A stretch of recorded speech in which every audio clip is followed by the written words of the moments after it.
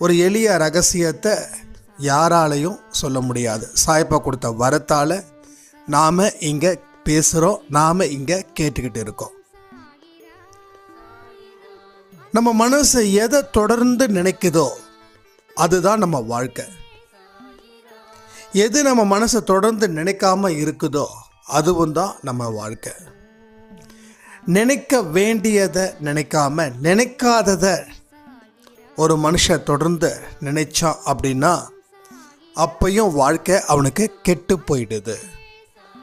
இதை நல்லா புரிஞ்சுக்கணும்.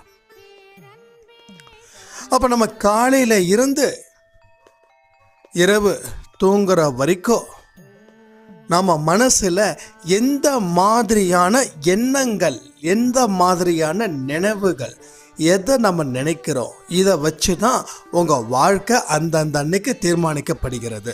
இன்னைக்கு